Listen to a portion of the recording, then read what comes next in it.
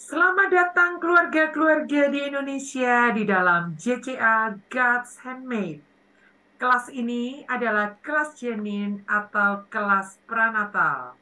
Kelas ini boleh terselenggara berkat kerjasama antara Yayasan Jenius Syar Alkitab yang menaungi Bina Keluarga Bahagia Online School dengan GPDI Karisma Kalinegoro Magelang. Kelas ini gratis diperuntukkan bagi Anda, ayah bunda yang sedang memiliki janin, kakek nenek yang anak atau menantunya sedang memiliki janin, pembina di rumah singgah yang menampung ibu-ibu hamil, dan pasangan calon suami istri yang sedang mempersiapkan diri memasuki pernikahan kudus. Ikuti kelas God's Handmade ini melalui YouTube channel Jenius Syara Alkitab atau melalui Facebook Grace Sumila. Bila Anda atau lembaga Anda menginginkan sertifikasi, dapat melihat keterangannya yang dapat Anda klik pada keterangan video di bawah ini. E-book dapat dibeli di Google Playbook dengan mengetik kata kunci judul materi atau mengetik kata kunci Susan Grace H. Sumila. God bless you. Selamat mempelajari 40 judul di dalam kelas God's Handmade ini. Tuhan Yesus memberkati. Shalom keluarga-keluarga di Indonesia. Senang sekali kita bertemu dalam kelas God's Handmade atau kelas janin atau kelas pranatal. Ya, beberapa gereja juga menyebut kelas ibu hamil, tapi itu agak kurang tepat ya, karena bapak-bapak juga harus ikut loh ini. Baik, sebelum kita melanjutkan materi dengan judul buah kandungan adalah suatu upah, kita ya hari ini sampai di video ketiga untuk serial ketiga untuk judul ini. Sebelumnya kita akan berdoa terlebih dahulu ya. Kami datang kepadamu mengucap syukur Tuhan untuk kesempatan kami boleh belajar. Kami tahu semua ini adalah anugerah-Mu. Bantu kami untuk menjadi orang tua yang bersiap diri menjadi seorang pahlawan, yang mempersiapkan anak-anak panah yang Tuhan percayakan berupa anak-anak kandung kepada kami, yang Tuhan percayakan kepada kami untuk kami siapkan mereka, kami luruskan, kami lesatkan, kami tajamkan, dan kami bentuk supaya sometimes mereka saatnya dilesatkan, mereka boleh melesat menuju sasaran jitu yang Tuhan inginkan dalam hidup mereka. Pakai kami jadi pahlawan-pahlawan, jadikan kami pahlawan-pahlawan yang luar biasa. Dalam nama Yesus kami berdoa, haleluya. Amin. Baik. Wow. Kita di pengajaran buah kandungan adalah suatu upah. Di video yang kedua lalu kita sudah sampai pada poin yang ke-6. Sekarang kita akan melanjutkan di poin ke-7 sampai ke-11. Sebelumnya saya akan beri review singkat dari pelajaran kita serial di video yang lalu ya.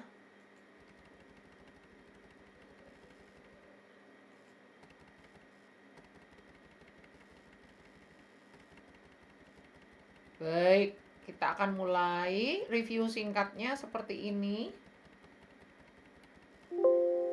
Buah kandungan adalah suatu upah yang kita ambil dari Mazmur 127 ayat 3 adalah satu-satunya pasal di kitab Mazmur yang ditulis oleh Salomo. Ya, ada 3 kata sia-sia. Sia-sia membangun rumah, sia-sia mengawal kota, sia-sia bekerja keras kalau tidak ada Tuhan di dalamnya. Buah kandungan adalah suatu upah, itu adalah janji berkat Tuhan kepada bangsa Israel, salah satunya beranak cucu dan bertambah banyak. Kita lihat Salomo dengan 1000 wanita di sekitarnya hanya punya 3 anak. Sementara Obed-Edom diberkati Tuhan dengan 8 anak. Anak lelaki di sini tidak hanya berarti anak laki-laki saja, tetapi pakai kata ben yang juga mengandung arti anak kandung, baik laki-laki maupun perempuan. Milik pusaka artinya kita hanya dipercaya membesarkan, merawat, menjaga mereka, sementara mereka sebenarnya adalah milik Tuhan. Nah, kita lihat kita dipakai Tuhan menjadi pahlawan. Pahlawan bukan hanya orang yang turun ke medan laga, tetapi orang-orang yang mempersiapkan anak cucu keturunannya sebagai anak panah yang tajam, yang melesat menuju sasaran jitu. Itulah kita adalah pahlawan. Ini tanggung jawab ini Tuhan letakkan di pundak seorang pria, seorang suami untuk memimpin keluarganya. ia tidak akan malu bila duduk di pintu gerbang, berbicara dengan musuh-musuhnya di pintu gerbang. Itu kita sudah belajar apa itu pintu gerbang dan generasi seperti apa yang membuat kita ini disebut pahlawan. Ada 15 penajaman. Kita sudah belajar poin 1 di video 1. Kita udah belajar poin 2 sampai 6 di video 2 dan saat ini kita akan belajar poin 7 sampai poin 11. Poin pertama yaitu generasi yang berhikmat. Hanya generasi yang berhikmat yang bisa menjadi planner dan menjadi advisor pada suatu peperangan. Dan hanya generasi berhikmat yang bisa memenuhi kebutuhan primer, sekunder, dan tersier. Dan hanya generasi yang berhikmat yang punya masa depan yang cerah. Yang kedua adalah generasi bermental baja. Kita belajar dari pola asuh singa. Yang ketiga, generasi yang membebaskan para tawanan. Bukan berarti dia menjadi tawanan, tapi justru membebaskan para tawanan. Ya. Yang ketiga adalah generasi yang takut akan Tuhan. Yang keempat adalah generasi yang takut akan Tuhan. Generasi yang menyadari bahwa Tuhan itu ada, melihat dan mengawasi gitu ya.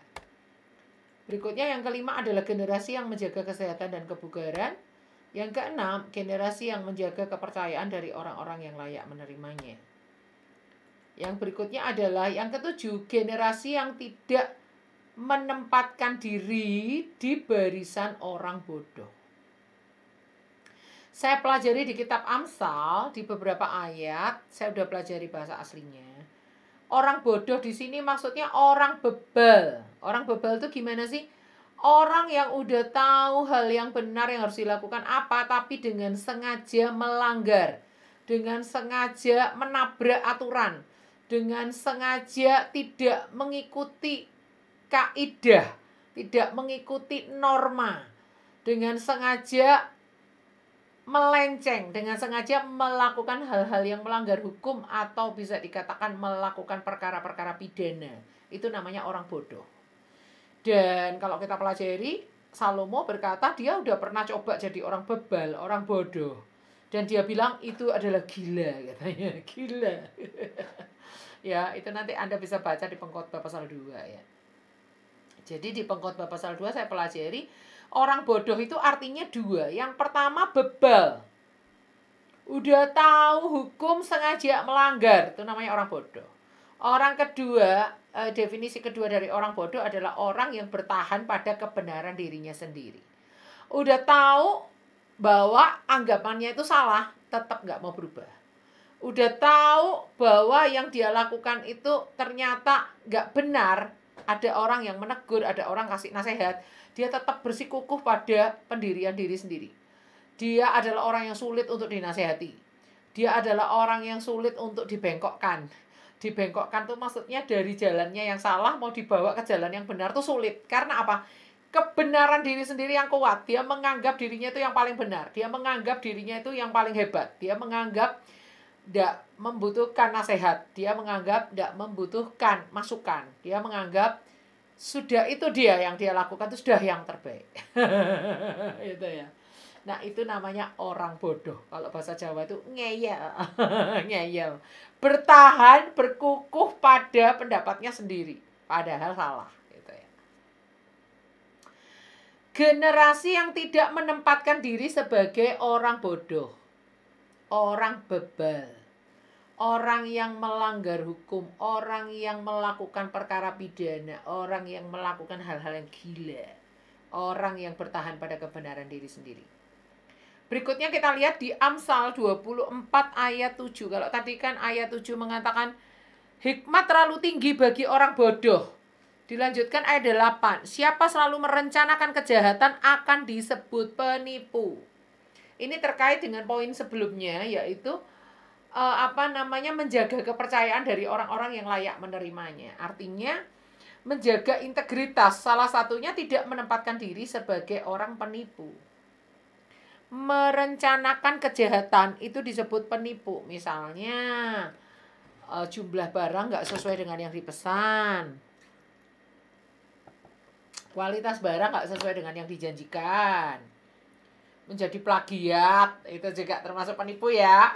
Pura-pura dia yang nulis padahal tulisan orang lain gitu, nggak menyebut nama penulisnya gitu ya. Terus misalnya apalagi banyak ini ya, membeli sesuatu uang kembaliannya nggak dipasin, kembali 40.000 dibalikin hanya 30.000. Wah, gitu ya, bohong. Gitu ya. Pokoknya semua yang melawan integritas itu disebut penipu. Generasi yang jitu adalah generasi yang integritasnya terjaga. Generasi yang jitu, generasi anak panah yang melesat menuju sasaran adalah generasi yang bisa dipercaya. Generasi yang bisa diandalkan.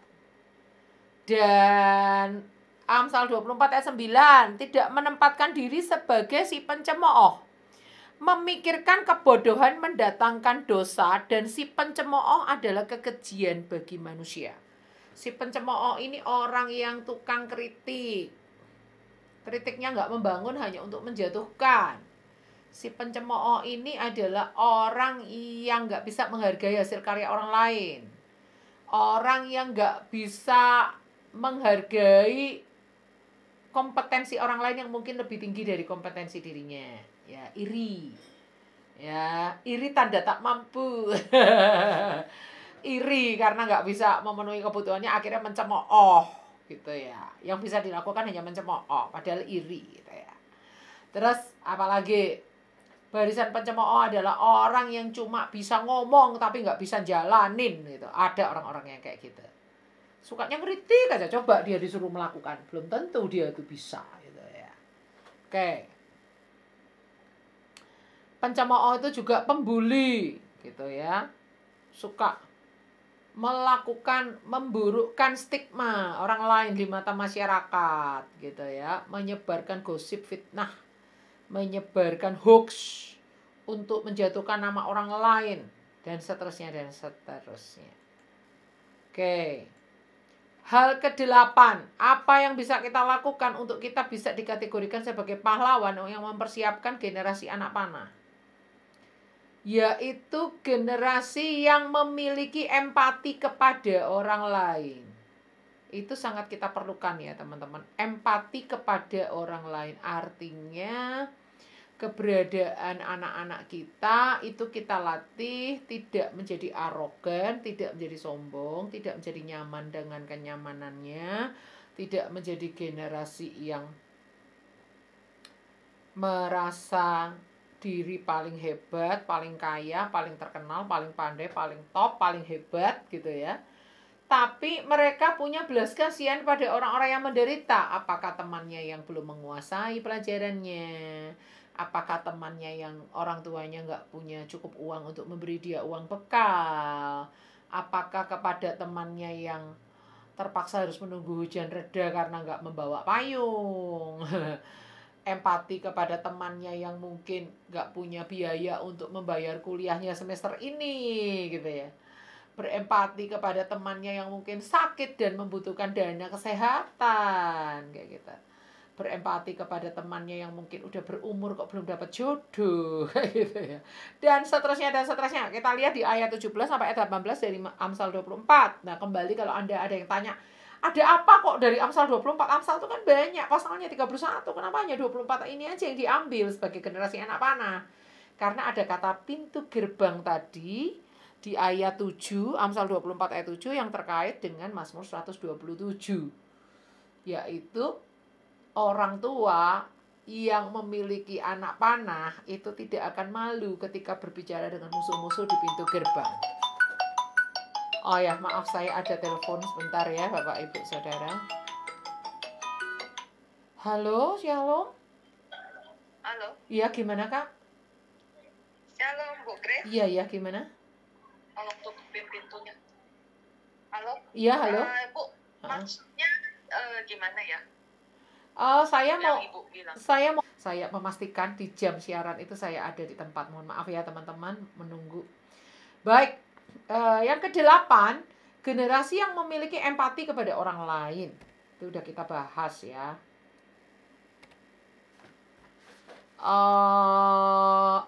memiliki empati kepada orang lain itu di ayat 17 dan ayat 18 saya akan bacakan. Jangan bersukacita kalau musuhmu jatuh. Jangan hatimu beria-ria kalau ia terperosok, supaya Tuhan tidak melihatnya dan menganggapnya jahat, lalu memalingkan murkanya daripada orang itu. Memalingkan murkanya dari orang itu maksudnya Tuhan tidak jadi murka ke dia, malah murka ke kita gitu ya. Saya benar-benar belajar dari ayat-ayat ini karena ada banyak kali saya sama Tuhan diberi kesempatan kedua. Ketika ada sesuatu hal yang gak enak yang orang lakukan kepada saya di satu waktu tertentu dan saya melepaskan pengampunan, dan di hari yang bertahun-tahun yang akan datang orang yang sama ini Tuhan pakai untuk bekerja sama dengan saya. Padahal dulu udah pernah punya agenda yang gak enak itu ya. Saya sering mengalami seperti itu dan saya puji Tuhan dimampukan Tuhan untuk lulus. Dalam arti lulus itu dalam arti gini. Kalau saya menghitung-hitung hal-hal yang gak enak, yang pahit di masa lalu dan saya trauma dan saya itu menolak untuk bekerja sama lagi dengan orang yang sama, itu akan merugikan kerajaan surga. Dalam arti saya nggak bisa dipakai Tuhan lebih lanjut untuk perkara-perkara Tuhan yang selanjutnya. Tapi ketika saya mengampuni, melupakan, dan selalu memulai setiap hari dengan starting point dari nol lagi, untuk ya oke, aku nggak akan ingat-ingat yang dulu Tuhan. Aku akan memulai sesuatu yang baru dengan orang ini. Dan beneran Tuhan lakukan perkara-perkara yang dahsyat. Nah, di sini pakai kata musuh. Janganlah bersukacita kalau musuhmu jatuh. Artinya kalau teman kita jatuh, kita bersukacita. Nah, itu kemungkinannya kecil. Tapi kalau musuh jatuh, kita bersukacita. Oh, itu sangat gampang sekali. Nah, kalau anak-anak muda punya sifat seperti itu akan merugikan mereka. Sekalipun misalnya mereka pernah ditipu oleh seseorang, tapi ketika dia tetap menjaga hubungan baik, tetap mengampuni. Sometimes ketika orang yang menipu itu bertobat dan akan berhubungan lagi dengan anak-anak kita dalam proyek yang lebih besar lagi, tidak akan menjadi satu penghalang untuk pekerjaan Tuhan yang lebih besar itu terjadi lewat hidup anak-anak kita. Ya. Jangan hatimu beria-ria kalau ia terperosok. Artinya mau itu siapapun, asal itu sesama kita, kalau itu terperosok, kalau itu jatuh, walaupun itu musuh, walaupun itu orang yang gak suka sama kita, walaupun itu orang yang rival, orang yang membelakangi, orang yang oposisi, anak-anak harus kita ajari untuk tetap empati. Ada satu cerita yang bagus di sebuah keluarga hamba Tuhan. Ketika jemaatnya itu ada yang berlaku nggak sopan, itu mohon maaf ya, buang angin gitu ya, buang angin, sengaja buang anginnya itu ditujukan ke keluarga hamba Tuhan ini. Tuhan hajar itu jemaat, nggak berapa lama itu lumpuh ya, nggak berapa lama itu stroke gitu ya. Tapi ya keluarga hamba Tuhan ini juga yang bawa si jemaat ini ke rumah sakit kayak gitu. Itu cerita yang keren. Artinya kita diperlakukan seperti apapun, kita harus belajar tetap empati. Jangan kalau musuh kita jatuh, kita sorak-sorai. Salah itu ya. Salah. Itu yang terjadi dengan Daud. Ketika Saul mati, Daud meratap.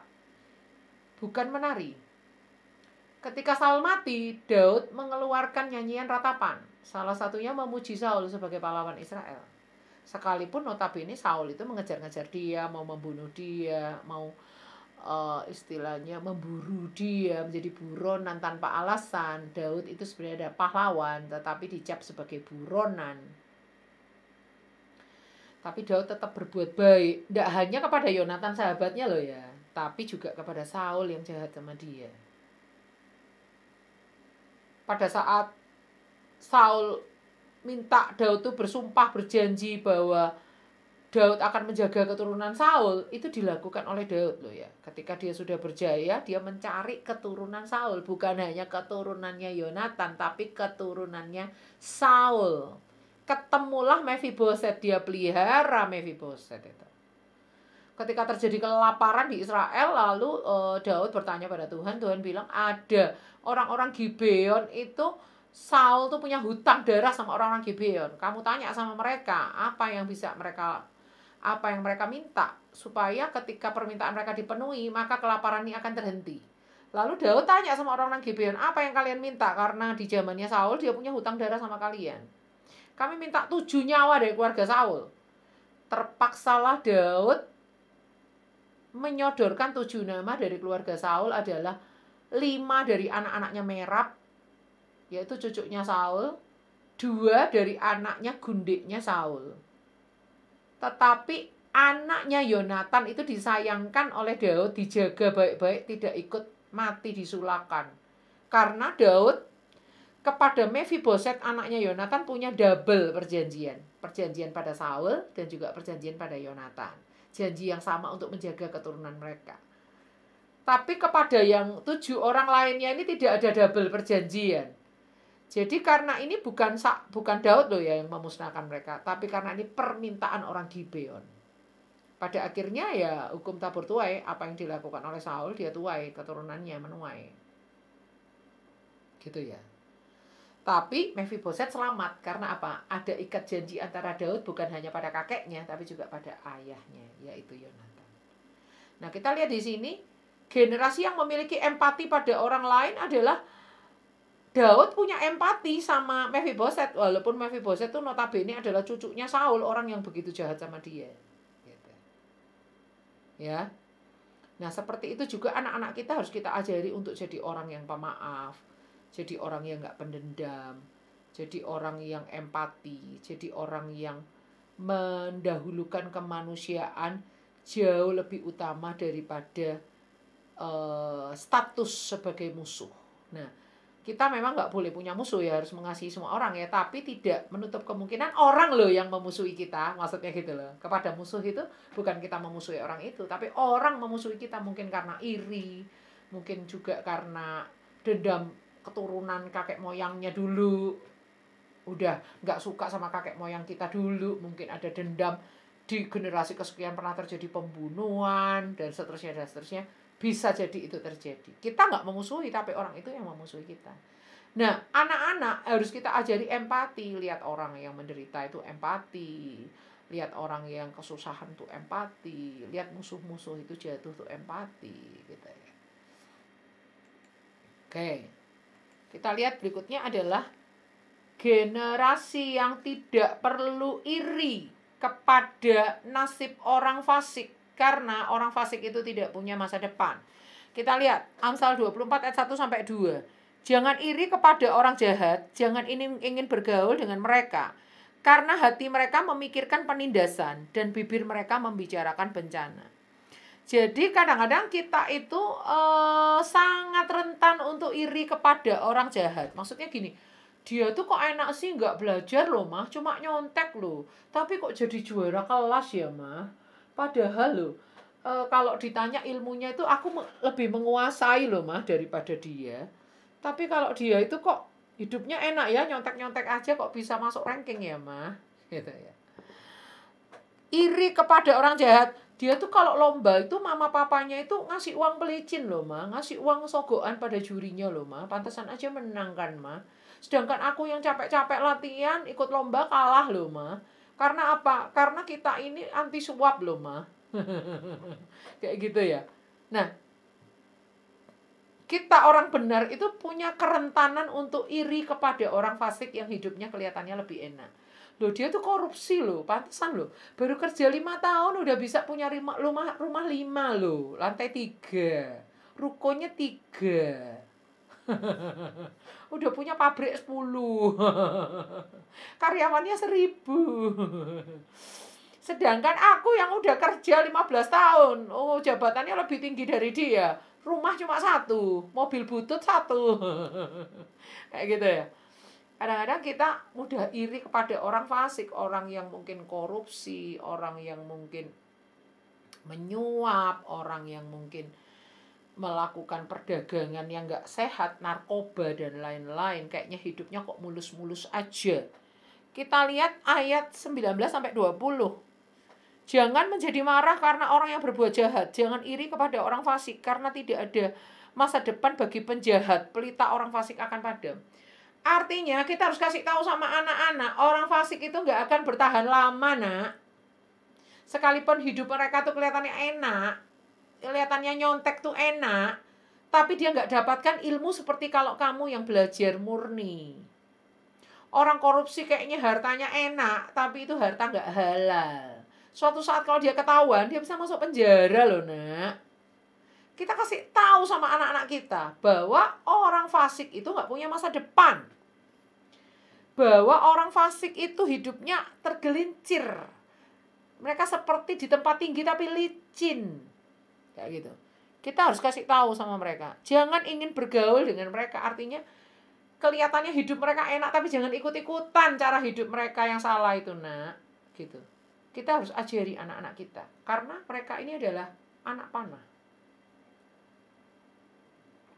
Kalau mereka ikut-ikutan gaya hidup orang fasik, kalau mereka iri melihat hidup orang fasik yang kayaknya enak, hati-hati. Mereka bisa ikut-ikutan ada di barisan orang yang nggak punya masa depan, di barisan orang yang sangat mudah untuk tergelincir atau jatuh. Gitu ya. Berikutnya yang ke-9 adalah generasi yang tunduk, hormat, dan taat pada pemimpin. Itu kita dapati di Amsal 24 ayat 21-22. Hai anakku, takutilah Tuhan dan Raja. Jangan melawan terhadap kedua-duanya. Karena dengan tiba-tiba mereka menimbulkan bencana, dan siapa mengetahui kehancuran yang didatangkan mereka?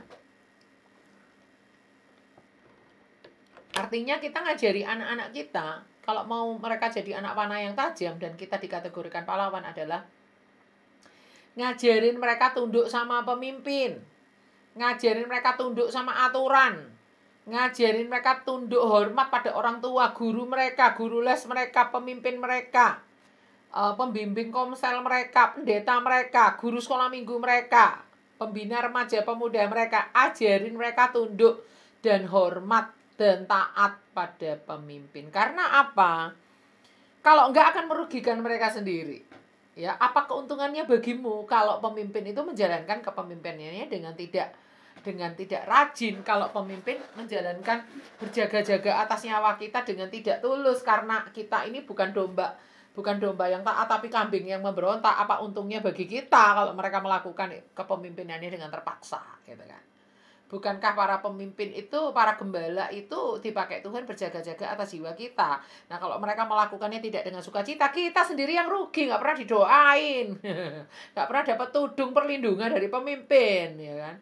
Makanya ajari anak-anak kita jadi generasi domba, jangan generasi kambing. Domba itu taat, kalau kambing itu nanduk, kalau domba itu tunduk. Bedanya itu, ya.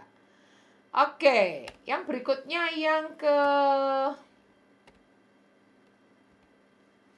kenapa habis 9 kok langsung 11 ya? 10-nya apa ya? Sebentar ya teman-teman. Saya cek dulu 10-nya ini apa, tunggu ya. Mungkin saya ada yang salah pembuatan PowerPoint-nya sehingga materi ke-10-nya nggak tercantum di PowerPoint. Saya akan coba cari sebentar ya. Yang ke-10-nya adalah, tunggu sebentar teman-teman.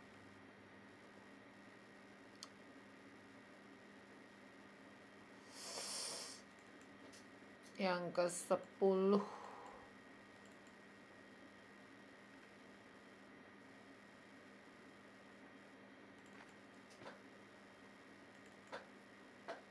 yang ke-9 tadi, jangan iri kepada orang yang berbuat fasik.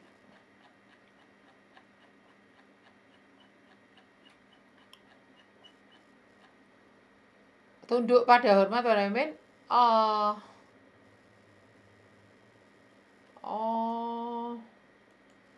Bentar ya. Ada penomoran yang salah di sini. Habis 8, generasi yang empati pada orang lain. 9, tidak perlu iri. Ini adalah 10. Oh ya, salah penomoran aja. Yang ke-10 ini tunduk, hormat, dan taat pada pemimpin. Sekarang yang ke-11. Oke. Yang ke-11 adalah memegang keadilan. Kita lihat Amsal 24 ayat 23. Juga ini adalah amsal-amsal dari orang bijak. Memandang bulu dalam pengadilan tidaklah baik. Sebenarnya sampai ayat 24 ya. Sampai ayat 24 ya. Siapa berkata kepada orang fasik, engkau tidak bersalah, akan dikutuki bangsa-bangsa, dilaknatkan suku-suku bangsa. Jadi Seorang pemimpin itu haruslah orang yang bijaksana, yang tidak memandang bulu dalam pengadilan, yang mengatakan yang salah ya salah, yang benar ya benar. Ya gitu. Jadi bukan orang yang berat sebelah. Itu namanya adil. Adil itu tidak memihak, tidak berat sebelah. Seperti itu ya. Jadi itu yang Tuhan inginkan dalam generasi anak-anak yang akan kita lahirkan. Di sini ada banyak ibu-ibu hamil yang mengikuti materi ini. Ada 15 poin itu yang akan kita pelajari. Kita sudah sampai di poin yang ke-11. Untuk kita dinamakan pahlawan adalah kalau kita berhasil mencetak generasi yang seperti ini. Generasi yang berhikmat, generasi yang bermental baja, generasi yang apa aja ya? Generasi yang berhikmat, generasi yang bermental baja, generasi yang tidak kecanduan tapi justru membebaskan para tawanan, generasi yang takut akan Tuhan, menjaga kebugaran, menjaga kepercayaan dari orang-orang yang berhak menerimanya, tidak menempatkan diri sebagai orang bodoh, orang penipu, orang pencemooh, memiliki empati kepada orang lain, tidak perlu iri dan marah kepada orang fasik, tunduk hormat pada pemimpin, dan memegang keadilan, tidak memihak. Adil artinya tidak berpihak kepada orang yang tertentu, tetapi yang benar dikatakan benar, yang salah dikatakan salah. Seperti itu, sampai ketemu di pengajaran yang berikutnya ya. Tuhan Yesus memberkati.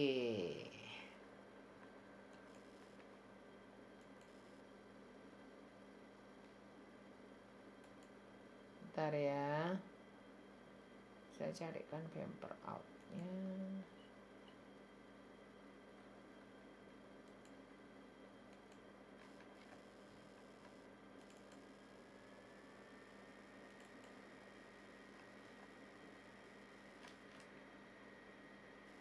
Mazmur 139 ayat 14 mengatakan, Aku bersyukur kepadamu oleh karena kejadianku dahsyat dan ajaib. Ajaib apa yang kau buat dan jiwaku benar-benar menyadarinya. Ikuti terus program JCA God's Handmade. Tuhan Yesus memberkati.